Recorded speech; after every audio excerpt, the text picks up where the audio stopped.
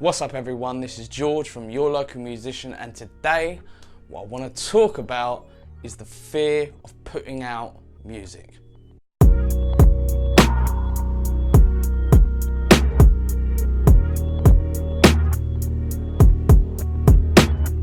Now when I say the fear of putting out your music, what exactly do I mean? It's the excuses that you hear from people about, oh, I can't put this track out because the bass is too loud in it, or the snare isn't loud enough, or my vocals just don't sound the way I hear them in my head. No doubt whether you're an artist yourself or you're a music producer, you probably would have heard or even made those kind of excuses yourself. When really I want to put an end to it, it's bullcrap. What? All of it is bullcrap. Any excuse that you have is utter bullcrap. That seems to be my new word, but let's just run with it. Having fear about putting out your music, now don't get me wrong, that is a very natural thing to feel if you care about the project that you're putting out, whether that be a beat tape or just a new beat for your beat store, or whether you're an artist and it's a full-blown album or a mixtape. It's natural to be scared about putting out something that you really wholeheartedly care about. So if you're an artist and you feel those feelings and you feel like something's wrong, just let me reassure you, nothing is wrong with it. It's just all in your head. Now, when we feel that kind of reluctance deep down, it is at the very core of you, just a fear that you need to tackle. No matter what age you're at now, I guarantee that you've conquered some fears in your times, whether you're 15 or whether you're 20, 30, 55, it doesn't matter. We conquer fears all the time. We develop new fears and we smash them. There's no reason why we shouldn't view the fear of putting out our music in exactly the same way. Now, I've talked about this subject a little bit in podcasts that I've been a guest on. In the guitar world, whether you're in a band, you play guitar, you love Hendrix, you love Jimmy Page, you love Stevie Ray Vaughan, you love Eric Clapton, you love all these people. Now, no doubt in the time that you've been playing guitar, you've probably heard people say things like, Jimi Hendrix is the best guitar player in the world. Now, I've heard that a lot.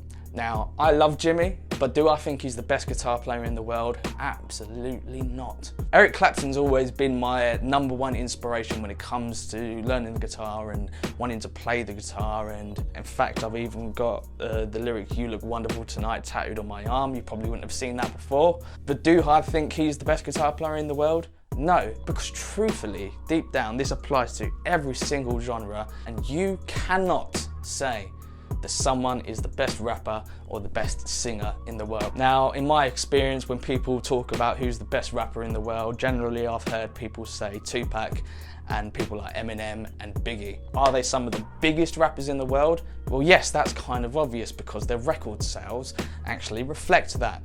But it doesn't mean that they're the best rapper in the world. The best rapper in the world could live down the street from you. And why can't you say that someone is the best rapper or the best singer or the best guitarist in the world?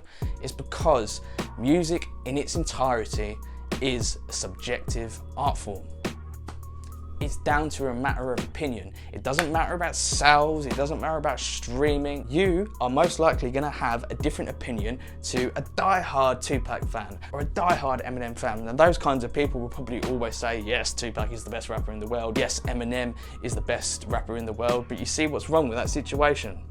They're both die-hard fans of two different people, and they're both saying that someone is the best rapper in the world. Now, if you truthfully hold that kind of title, there can't be two of the best rappers in the world, because it's all subjective. It's about influence. It's about how you influence and connect with these people and the way that they make you feel. They make you feel that way, but it doesn't necessarily mean that they make everyone else feel that same way too. Now, you could argue and make statistics and things like that. You could say, well, what if we survey monkeyed the entire world and 60% came back saying that Eminem was the best rapper in the world? It's still bullshit. I really don't want to get into that topic. No.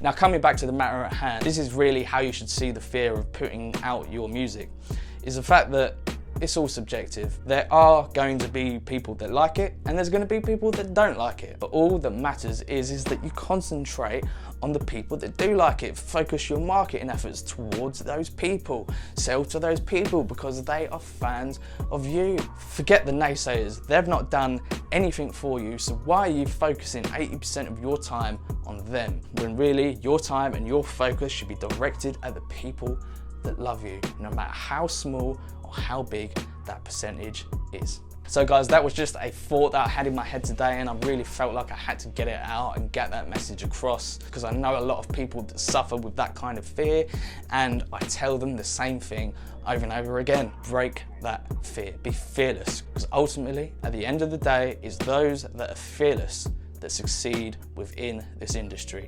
Give in to that unique part of you and just let it out and do it without fear. Because if you're fearless, you'll stand out. People might get annoyed at first, but then eventually they're gonna say, damn, isn't that boy consistent? So guys, if you like videos like this, remember to hit that subscribe button and hit that notification bell, because if you don't, I've said it in every bloody